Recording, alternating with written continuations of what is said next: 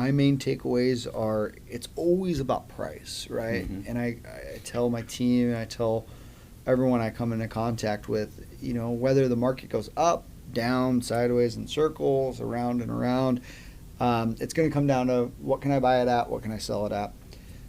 So I've just been really focused in on, trying to study what the Fed's going to do and try to kind of forecast, hey, what do I think rates are going to do, and then what do I think I can buy this at. Got it. And well, that's the great thing about wholesaling, right? We're sales. Yeah. So we could ride up or we could ride down, wherever it's going. You just got to know where the market's at and where the buyers are at, and you got to buy it right all the time. So are you like, what, just to kind of help people out, right?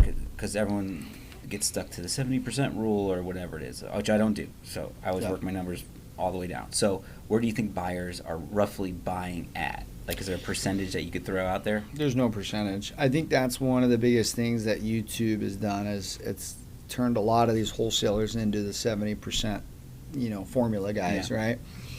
What we buy a deal at, and Holbrook or Tonopah is different than what we buy a deal in, Old Town Scottsdale. It's just, So true.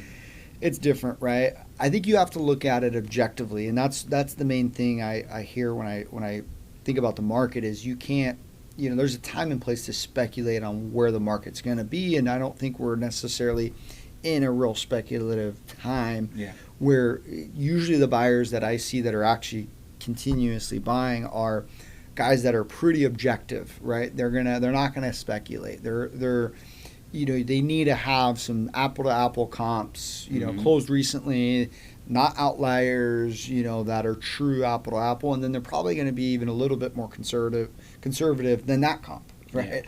And I think the market kind of goes through cycles where, speculation's on, and it's like, kind of like with the crypto space. It's like things booming and everyone's buying all this, cheap coins and Dogecoin. It's like a joke.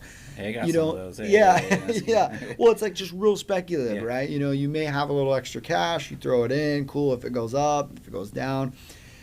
But, the market just kind of ebbs and flows. And I think right now we're in a more of an objective time frame where it's like you can't have outliers and you can't be speculating on future appreciation. And it's pretty steady. It is, which we always say here at Azreia, it's like, that's a good thing. Being able to kind of have some type of predictability in your business is always helpful, right? So when it's just kind of steady, I think that always is helpful. But you don't get caught with your pants down. You always got to stick to the fundamentals. Buy right. Yeah. That's huge. Yeah, buy right, and look at creative deals too. I think that's another big thing right now.